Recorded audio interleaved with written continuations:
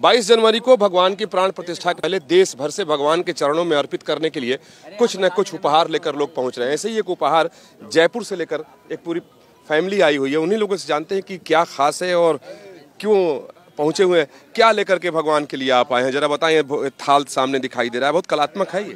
जी, हम ये चांदी का बना हुआ भोग थाल जिसमें 4 कटोरे हैं और एक कलश है, ये हमने मंदिर के अधिकारियों के समक्ष रखा और उन्होंने हमें अभी अभी ये न्यूज़ दी है कि 22 तारीख को रामलला जी की मूर्ति के सामने इसी में भोग लगेगा। अगर आप को मैं शॉर्ट में समझाऊं कि क्या हमने इसमें बनाया है, तो gold 24 carat gold plated base के ऊपर श्री हनुमान जी बैठे हैं और उन्होंने इस थाल को उठाया हुआ है जिसमें हमने 15 श्लोक सुंदरकांड के 35वें सर्गे के लिखे हैं, जिसमें श्री राम जी के बारे में हनुमान जी ने जो सीता मैया को एक्सप्लेनेशन दिया था, उनका डिस्क्रिप्शन दिया था, वो हमने इसमें दर्शाया है।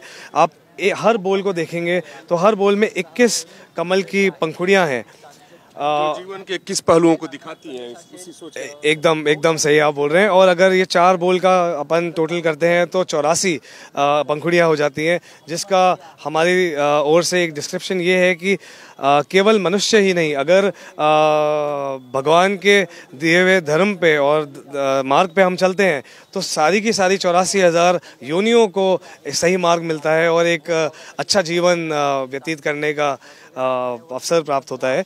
अब ये कलश है जिसमें कलश के बारे में जो 4 घोड़े हैं, इसके पीछे क्या विचार आपका है? हाँ जी, तो ये 4 घोड़े, जैसा कि हमने पढ़ा है, सुना है कि भगवान राम के रथ के 4 घोड़े हुआ करते थे, जो दर्शाते हैं मूल 4 चीज़ों को, जिसका मैं आपको बताऊं तो कर्म, धर्म, अर्थ और मोक्ष।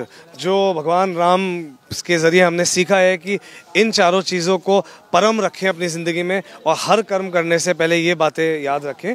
इन 4 घोड़ों ने उठाया हुआ है कलश, जिसमें हमने 9 आकृतियाँ यहाँ पे एम्बॉस करी हैं, जिसमें से आप देखेंगे ये सूर्य देव है, ये पंखी है, ये कोदंड धनुष है, ये स्वास्तिक है, ये पंखी है, ये ध्वज है और ये भगवान राम का राम तिलक है, ये ओम है और ये शंख है।